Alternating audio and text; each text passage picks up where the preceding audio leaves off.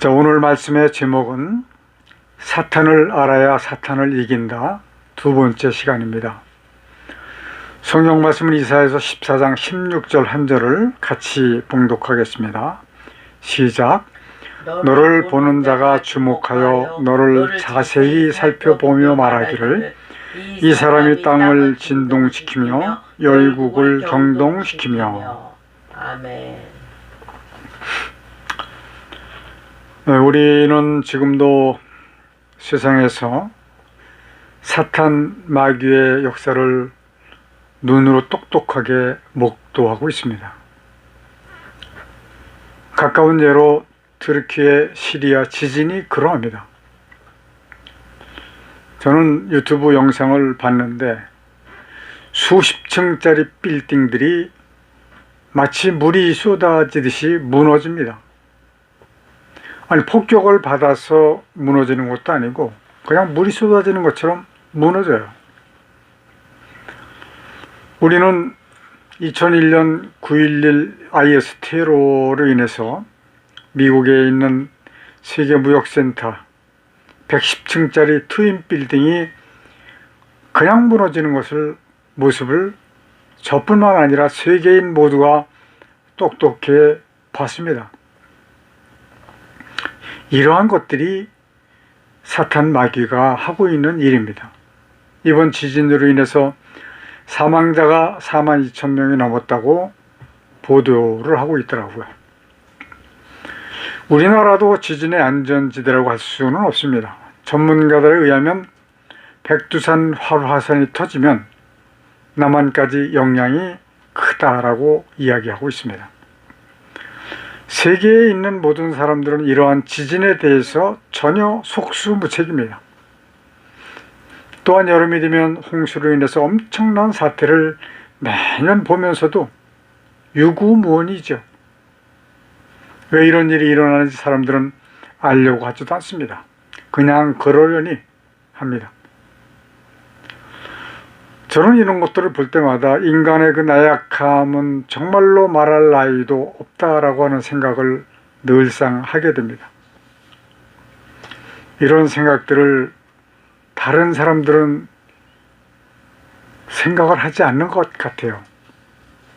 그리고 이런 데 대한 대책을 생각하려 하지 않는 것 같습니다. 그렇다고 하면 대책이 있냐고요? 물론 홍수 피해 이런 것들은 대책이 있죠. 좀 더 과학적인 방법으로 한다면 어느 정도 가능하겠지만, 그러나 제가 말씀을 드리고자 하는 그 대책이라고 하는 것은 하나님의 구원, 영생을 얻는 것입니다. 영생을 확보해 놓으면 안심입니다. 아주 안전한 보험이죠. 이 세상은 어차피 잠시 잠깐이기 때문에 그렇습니다.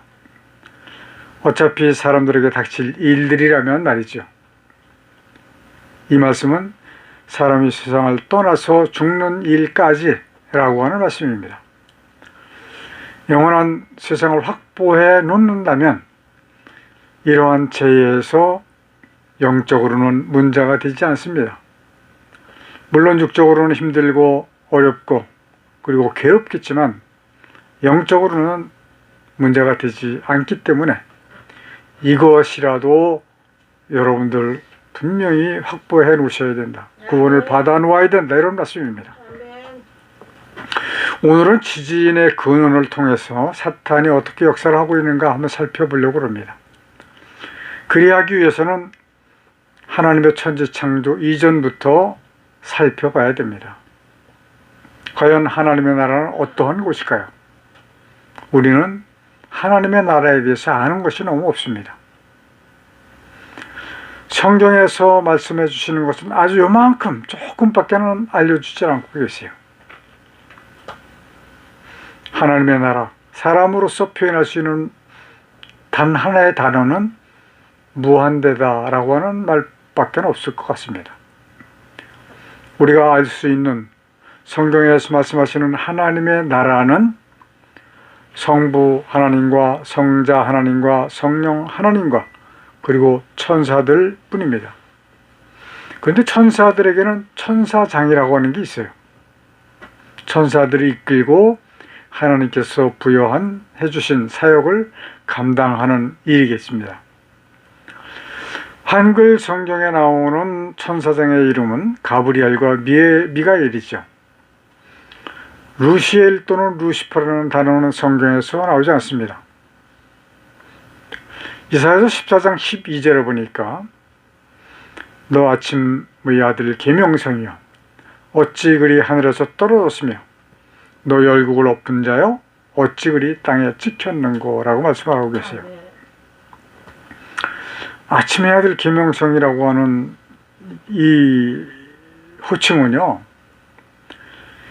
예수 그리스도에게만 해당되는 호칭인데 어떻게 이 마귀가 되기 전에 그런 호칭을 주셨을까? 이 아침의 아들 계명성이라고 하는 단어를 NIV에서는 모닝스타라고 표현을 했습니다. 모닝스타라고 하는 것은 금성을 얘기하는 것이죠. 금성. 킹제임스 버전에서는 루시퍼라고 기록하고 있습니다. 킹제임스 버전에서 루시퍼라고 기록한 근원은 확실하게 제가 알지 못하고 있지만 아마 어떠한 그 근거를 가지고 있을 거로 생각을 합니다. 그래서 많은 사람들은 그 사탄의 이름이 루시퍼다. 그래서 루시퍼가 하나님을 배반해서 하나님 나라에서 쫓겨나기 전까지는 루시엘이었을 것이다 라고 하는 생각으로 그렇게 이름을 칭하고 있는 겁니다. 아침의 아들 계명성이라고 하는 칭호를 받을 만큼 큰 자, 그는 대단한 자였음이 분명합니다. 그가 하나님의 나라에서 떨어졌어요. 그가 땅에 찍혔습니다. 그가 찍힌 땅, 성경 원어에서 보면 이 땅이 곧 창세기 1장 2절에서 하시는 말씀, 곧 그 땅과 같은 땅이다라고 하는 말씀입니다. 이 말을 가장 많이 써먹는 자들이 있습니다. 신천지입니다. 우리 기독교인들은 그동안 하나님께서 완전 무에서 유를 창조하셨다고 배워왔고 그렇게 들어왔고 그렇게 알고 있었습니다. 저도 10수년 전까지는 그런 줄 알았어요. 그런데 신천지 이만희가 이미 있었던 곳에서 창조를 하셨다는 것을 알아차리고 기독교인들을 포섭할 때에 제일 먼저 사용하는 무기로 삼고 있습니다. 신천지로 끌려간 사람들이 가만히 이야기하는 것을 듣고 따져보니 맞는 말이거든요. 그동안 자신들이 섬겨오던 담임 목사의 성경적 지식을 의심하기 시작을 하게 합니다. 결국은 담임 목사의 성경적 지식을 무시하기 시작을 하면서 넘어가게 되는 것이죠. 저는 청교도에서 이 사실을 알았습니다. 그래서 제게 신천지에서 많은 사람들이 다가왔었어요. 알고 있기 때문에 당할 이유가 없죠. 마귀를 알면 마귀를 이길 수 있다고 하는 말씀이 여기에 적합한 겁니다. 오늘 본문 말씀 16절에 보니까 그가 땅을 진동시키며 라고 하는 단어가 나옵니다. 그가 땅을 흔든다라고 하는 말씀이에요. 진동. 천사장이었던 그가 왜 땅을 흔드는 자가 되었을까요? 그가 교만해져서 사탄으로 전락을 해서 하나님의 나라에서 쫓겨났기 때문에 그런 겁니다. 이사야서 14장 13절 같이 한번 봉독하겠습니다. 시작. 내가 내 마음에 이르기를 내가 하늘에 올라 하나님의 무별 위에 나의 보좌를 높이리라. 내가 북극 지폐의 산 위에 좌정하리라. 가장 높은 구름에 올라 지극히 높은 자와 비기리라 하도다. 아니 저도 피조물인 주제에 창조주와 비길이라? 이건 뭐 어불성설이라고 하는 단어조차 붙일 가치도 없습니다. 잠언서에서도 말씀하시기를 교만은 패망의 선봉이요 거만한 마음은 넘어짐의 앞잡이라고 말씀을 하고 계세요. 하나님께서 참 싫어하시는 것이 이 교만입니다. 그가 어떻게 되었나요? 이사야서 14장 15절에 보니까 그러나 이제 내가 음부 곧 구덩이의 맨 밑에 빠치우리로다. 저는 여러분들은 이 성경 구절에 좀 많은 초점을 좀 두셔야 될 거라고 생각을 합니다. 그가 지킨 땅은 음부였어요. 그 땅은 현재 이 땅입니다. 구덩이의 맨 밑이라고 말씀하십니다. 구덩이의 맨 밑이 어디겠어요? 땅속 깊은 불구덩이, 곧 용암입니다. 불은 흙으로 덮으면 꺼지게 되었습니다. 용암은 깊은 땅 속에서도 살아서 움직이고 있습니다. 왜 그럴까요? 이런 현상은 본래의 소재가 용암이었다라고 하는 반증입니다. 하나님께서 창세기 1장 1절에 태초에 하나님이 천지를 창조하시니라 라고 하시면서 2절에 보니까 땅이 혼돈하고 공허하며 흑암이 깊음 위에 있고 하나님의 영은 수면을 운행하시니라. 하나님께서 창조하시려고 오신 곳이 바로 이 땅입니다. 정리가 전혀 되어 있지 않았고 사람도 없고 나무도 없으며 새와 짐승도 없습니다. 그냥 캄캄합니다. 그런데 하나님께서는 어디를 운행하셨다고 그랬어요? 수면을 운행하셨다.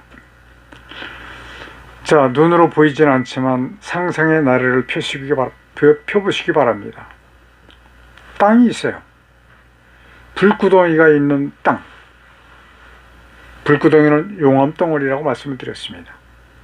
그런데 하나님께서 수면을 운행하셨다. 그 땅을 뭐가 싸고 있다? 물이 쌓여져 있다. 자, 하나님께서는 이 물을 둘로 나누셨습니다. 이제 창조가 시작이 되신 거예요. 그래서 나누어지고 그 사이에 궁창이라고 하는 것을 두시고 궁창에 해와 달과 별들을 지으신 겁니다. 해와 달은 하나씩 만드시고 별은 수천억 개도 넘습니다. 셀 수가 없습니다. 그래서 하늘 위에 있는 물과 하늘 아래의 물로 나뉘게 하신 거예요. 그게 바로 148장, 시편 148장에 나오는 말씀이에요. 그래서 저는 시편 148장을 찬송한 시편 찬송가 321장을 참 좋아합니다. 왜냐하면 그 321장, 시편 148장을 보면 성경 전체가 다 축소가 되어 있어요.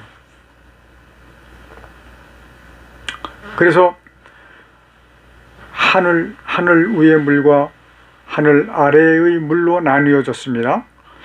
그 반대쪽에도 하늘 위의 물과 하늘 아래의 물로 나눠진 겁니다. 그러면 하늘 위에 있는 물과 반대쪽 하늘 위에 있는 물이 바로 우주의 공간이에요. 이 우주의 공간이 얼마나 되느냐? 과학자들의 연구에 의하면 4천억 광년입니다. 그냥 말로 4천억 광년 하기가 쉽지만 가늠하기가 어렵습니다. 왜냐하면 1광년이 빛의 속도로 1년 동안 달리는 거리입니다. 빛의 속도로 1년 동안. 이게 4천억 개예요. 4천억 개. 상상이 갑니까? 그렇다고 하면 하나님 나라의 이 우주는, 하나님이 창조하신 이 하늘과 땅은 불과 점 하나에 불과한데 하나님의 나라는 얼마나 클까요? 우리가 표현할 수 있는 방법은 무한대다라고 하는 표현밖에 없습니다. 아마 더 다른 표현이 하나님 나라에는 존재할지도 몰라요. 우리가 이 다음에 가보면 알 수 있을 겁니다.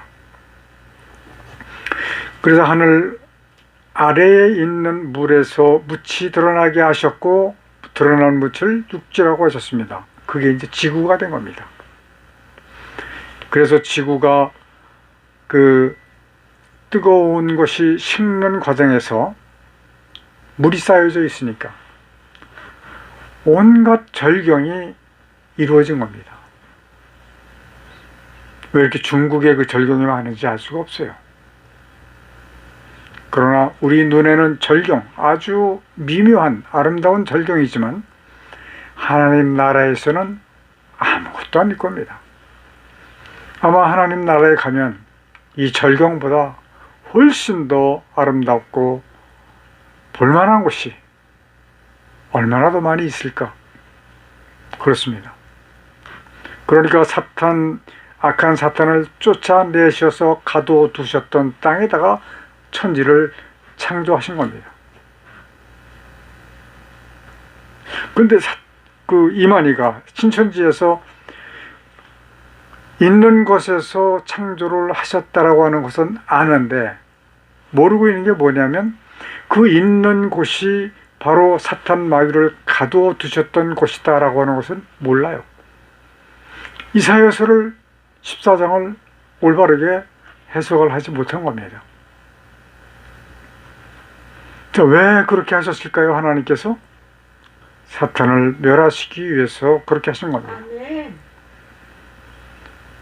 이것은 요한일서 3장 8절을 보니까 죄를 짓는 자는 마귀에게 속하나니 마귀는 처음부터 범죄함이니라. 하나님의 아들이 나타나신 것은 마귀의 일을 멸하려 하심이니라. 아멘. 하늘 아래에 계셔야 될 독생자 예수 그리스도께서 이 땅에 나타나셨다고 그래요. 이 땅에 나타나셨다. 왜 나타나셨느냐? 성경은 요한일서 3장 8절에 보니까 마귀의 일을 멸하시기 위해서 나타나셨다. 그러면 여러분 궁금한 게 있지 않습니까? 예수님이 오신 것은 나를 구원하시기 위해서 오신 건데 그 마귀를 멸하시기 위해서 오셨다면 나는 뭐야? 이렇게 아마 반문할 수도 있을 거예요. 예수께서 십자가에서 죽으심으로 말미암아 나를 구원하시기 위해서 죽으신 거예요. 그러니까 단적으로 말씀을 드리면 악한 마귀를 멸하시기 위해서 사람을 구원하시는 것이다. 아멘.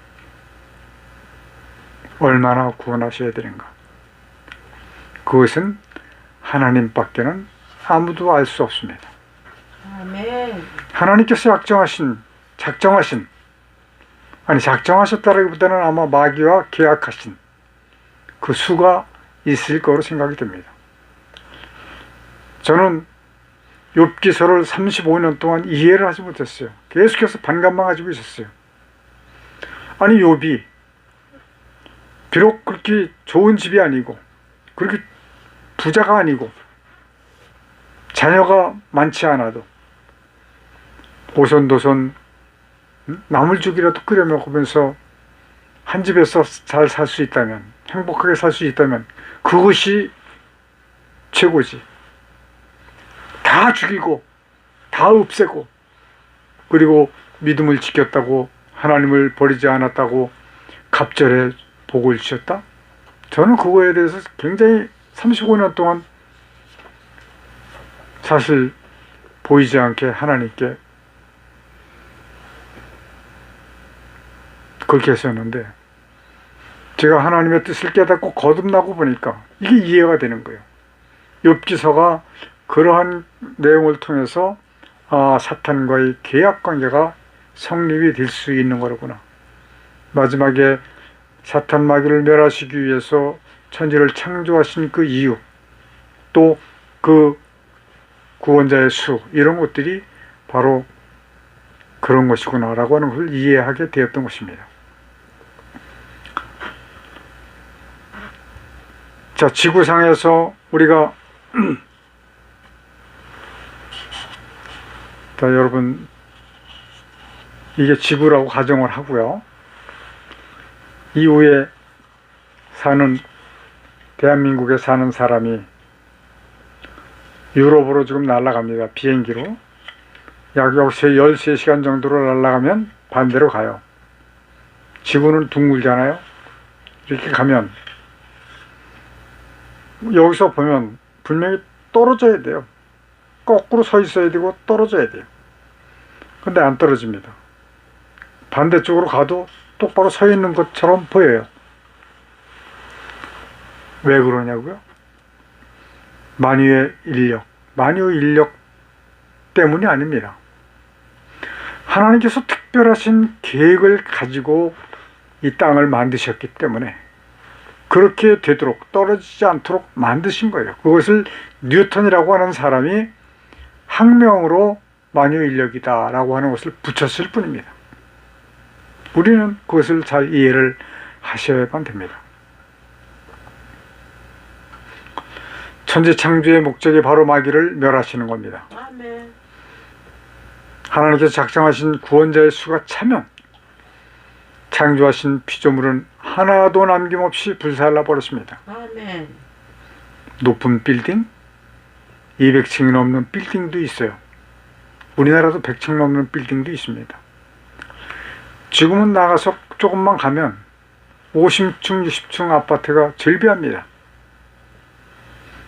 저는 그렇게 높은 빌딩들을 볼 때마다 이때가 되면 어떻게 될 것인가 여러분도 염려하실 필요 없습니다.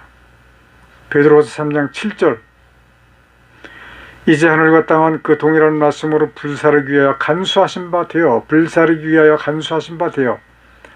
경건치 아니한 사람들의 심판과 멸망의 날까지 보존하여 두신 것이니라. 아멘.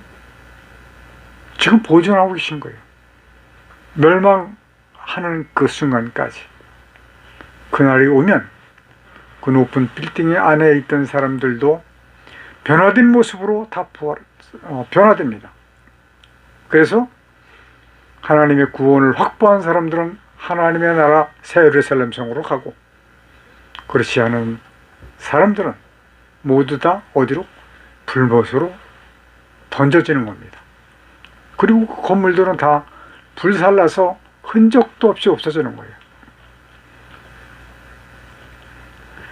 사탄은 자신의 앞날을 알고 있습니다. 어떻게든지 그날이 오지 못하게 하려고 온갖 술수를 다하고 있습니다. 그 목적은 구원받을 자가 없도록 하는 것이죠. 우리의 적은 악한 마귀입니다. 아멘. 지피지기면 백전백승이다 라고 하는 말이 있어요. 네. 우리의 싸울 것은 사람이 아닙니다. 물론 사업적으로 영업적으로 싸워야 될 일은 있지만 영적으로 싸워야 되는 대상이 사람이 아니라는 거죠.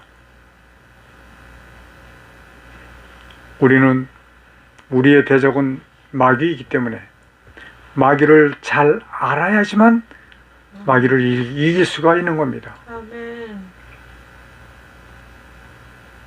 오늘은 지난주에 바로 이어서 말씀을 드리지 못했습니다. 왜냐하면 오늘 오전 예배 다른 교회 가서 설교를 해야 됐기 때문에 조금 바꿔서 설교를 드렸습니다. 지난주에 이은 것은 다음 주에 다시 이어서 설교하겠습니다. 기도하십시다.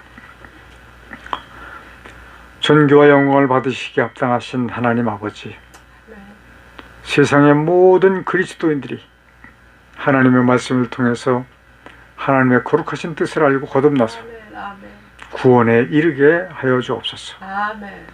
많은 생명 구원받게 하여 주옵소서. 아멘.